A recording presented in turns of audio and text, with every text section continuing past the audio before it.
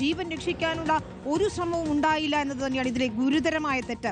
ഏതായാലും ജാസ്ലിയുടെ കുടുംബത്തിന്റെ ആരോപണങ്ങൾ പരിശോധിക്കുമെന്ന് റൂറൽ SP KS സുദർശൻ പറയുന്നു. പോലീസിനെതിരെ ഉയർന്ന ആരോപണങ്ങളിൽ കഴമ്പുണ്ടെങ്കിൽ നടപടിയെടുക്കും. പ്രതിക്ക് പോലീസ് സംരക്ഷണം ഒരുക്കിയില്ല എങ്കിൽ സിറിയക്കിന്റെ പിതാവിനെ അറസ്റ്റ് ചെയ്യുമോ എന്നും KS സുദർശൻ ചോദിച്ചു. അവിടെ ഒരു റിസോർട്ടിൽ ഒളിവിൽ താമസിക്കുകയായിരുന്നു. നാട്ടുകാർക്ക് സംശയം തോന്നി പോലീസ് വിവരം അറിയിച്ചതിൻ്റെ അടിസ്ഥാനത്തിലാണ് പോലീസ് കസ്റ്റഡി എടുത്തത്. ബാക്കിയുള്ള തുടർ നടപടികൾ സ്വീകരിച്ചുകൊണ്ടിരിക്കുകയാണ്. പ്രതിയെ അറസ്റ്റ് ചെയ്ത് കോടതിയിൽ ഹാജരാക്കുന്നതായിരിക്കും. മൊബൈൽ ഫോണിൻ്റെ ലൊക്കേഷനൊക്കെ എടുത്ത് നോക്കുമ്പോൾ ഏതാണ്ട് ആ ഭാഗത്തുള്ളതായിട്ടുള്ള സൂചന ഉണ്ടായിരുന്നു. പിന്നെ അതോടൊപ്പം അതിൻ്റെ ഫോട്ടോ നാട്ടുകാർ കണ്ട് തിരിച്ചറിഞ്ഞ് ആ സമയത്ത് പോലീസ് അവിടെ അടുത്തുണ്ടായിരുന്നു. അങ്ങനെയാണ് നമ്മൾ പ്രതി അറസ്റ്റ് ചെയ്തത്. അയാൾ ഇന്ന് അങ്കമാലി പോലീസ് സ്റ്റേഷനിൽ കൊടുത്തതിന് ശേഷം അറസ്റ്റ് റെക്കോർഡ് ചെയ്ത് ബാക്കി നടപടികൾ നടപടിക്രമങ്ങളൊക്കെ ഇപ്പോൾ പൂർത്തിയാക്കിക്കൊണ്ടിരിക്കുകയാണ്. SS ശരണാണ് ചേരുന്നത്. ശരൺ, നമുക്കറിയാം ആ കുടുംബത്തിന്റെ വേദന. മിടുക്കിയായ ഒരു പെൺകുട്ടി, സ്പോർട്സിലൊക്കെ വലിയ പ്രാവീണ്യമുള്ളയാൾ, പകരം ഈ പാർട്ട് ടൈം ജോലി ചെയ്തുകൊണ്ടാണ് അവൾ മുന്നോട്ട് പോയിരുന്നത്. അതിനിടയിലാണ് ഈ അപകടം ഉണ്ടാകുന്നത്. പക്ഷേ ഒരാഴ്ചയായിട്ടും ഈ പറഞ്ഞതുപോലെ പ്രതിയെ പിടികൂടാതിരിക്കുമ്പോൾ സ്വാഭാവികമായിരുന്നു ആ കുടുംബത്തിന്റെ പ്രതികരണം, പോലീസിനെതിരെയുള്ള ആരോപണം. ഏതായാലും ഇപ്പോൾ പ്രതിയെ പിടികൂടിയിരിക്കുന്നു. എന്താണ് അദ്ദേഹത്തിന്റെ ഉൾപ്പെടെ പോലീസുകാരുടെ, റൂറൽ SP KS സുദർശന്റെ ഉൾപ്പെടെ പ്രതികരണങ്ങൾ വരുന്നത്? ഏത് രീതിയിലുള്ള ഒരു അന്വേഷണം ഉണ്ടാകുമെന്നാണ് കരുതുന്നത്? ഏതെങ്കിലും തരത്തിൽ പോലീസിന് വീഴ്ച പറ്റിയെന്ന് നമുക്ക് പറയാൻ കഴിയുമോ?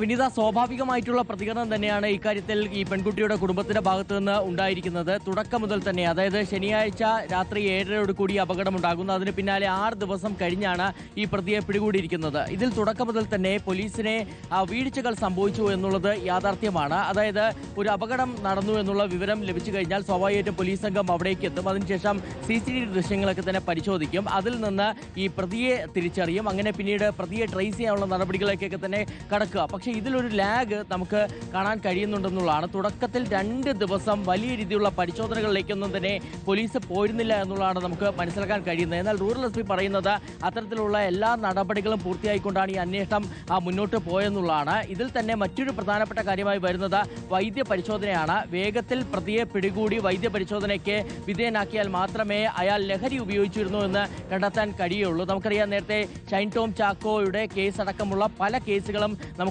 മുന്നിൽ ഉള്ളതാണ്. ഈ 2-3 ദിവസം കഴിഞ്ഞ് പോലീസിനെ പിടിയിലാവുകയാണെന്നുണ്ടെങ്കിൽ പിന്നീട് വൈദ്യ പരിശോധന നടത്തിക്കൊണ്ട് എത്രത്തോളം ഇത് ഗുണകരമാണ്, അതായത് പോലീസിന് അനുകൂലമായ ഒരു ഫലം ലഭിക്കുമെന്നുള്ളതൊക്കെ തന്നെ ചോദ്യചിഹ്നമായി മാറുകയും ചെയ്യുന്നുണ്ട്. എന്തായാലും ഇതിൽ പ്രധാനപ്പെട്ട കാര്യം, ഇനി ഇയാളെ കസ്റ്റഡിയിൽ ലഭിച്ച സാഹചര്യത്തിൽ, കസ്റ്റഡിയിൽ എടുത്ത സാഹചര്യത്തിൽ വിശദമായ ചോദ്യം ചെയ്യൽ നടക്കും. എന്ത് സാഹചര്യത്തിലാണ് ഇയാൾ അവിടെ നിന്ന് വാഹനം ഓടിച്ചു പോയത്, അതായത് നിർത്താതെ ഓടിച്ചു പോയത്, ഒപ്പം തന്നെ ഈ ഒളിവിൽ കഴിയാൻ മറ്റാരെങ്കിലുമൊക്കെ തന്നെ സഹായം ചെയ്തിട്ടുണ്ടോ എന്നുള്ള കാര്യത്തിലടക്കമാണ് ഇനി പോലീസ് വ്യക്തത വരുത്താനുള്ളത്. നിലവിൽ ഈ സിറിയക് ജോർജിനെതിരെ ചുമത്തിയിരിക്കുന്നത് നരഹത്യ കുറ്റമാണ്. അതായത് കുറ്റകരമായ നരഹത്യ ആണ് ഇയാൾക്കെതിരെ ചുമത്തിയിരിക്കുന്നത്. ഈ ചോദ്യം ചെയ്യലിന് ശേഷമായിരിക്കും കൂടുതൽ വകുപ്പുകൾ ചേർക്കുന്ന കാര്യത്തിൽ പോലീസ് തീരുമാനമെടുക്കുകയും ചെയ്യുക. നമുക്കറിയാം, ഈ പ്രതി പിടിയിലാകുന്നതിന് മണിക്കൂറുകൾക്ക് മുമ്പ് മറ്റൊരു പ്രധാനപ്പെട്ട അറസ്റ്റ് കൂടി നടക്കുകയും ചെയ്തിരുന്നു. അത് ഈ സിറിയക് ജോർജിന്റെ പിതാവായ ജോർജ് മാത്യുവിന്റെ അറസ്റ്റാണ്. ഇന്നലെ വൈകിട്ട് ജോർജ് മാത്യുവിനെ പോലീസ് സ്റ്റേഷനിലേക്ക് വിളിച്ചു വരുത്തുന്നു. അതിനുശേഷം ഇയാളെ ചോദ്യം ചെയ്തപ്പോൾ മകൻ എവിടെയാണെന്ന കാര്യത്തിൽ വ്യക്തത വരുത്താൻ അദ്ദേഹം തയ്യാറായിരുന്നില്ല. പിന്നീട് പോലീസ് പരിശോധന നടത്തിയപ്പോൾ അച്ഛന്റെ സഹായം ലഭിച്ചു, ഒളിവിൽ കഴിയാൻ അച്ഛന്റെ സഹായം ലഭിച്ചു എന്ന് കണ്ടെത്തിയതിന്റെ അടിസ്ഥാനത്തിൽ കൂടിയാണ് അദ്ദേഹത്തെ അറസ്റ്റ് ചെയ്യുകയും ചെയ്തത്. വിശദാംശങ്ങൾ നൽകിയത്. ഒപ്പം സജോ ദേവസിയും ആദിൽ പാലോടും. ഏതായാലും ഒടുവിൽ സിറിയക് ജോർജിനെ പിടികൂടിയിരിക്കുകയാണ്. വേഷം മാറി അയാൾ എങ്ങനെയാണ് വിദഗ്ധമായി കബളിപ്പിച്ചതെന്ന് നമ്മൾ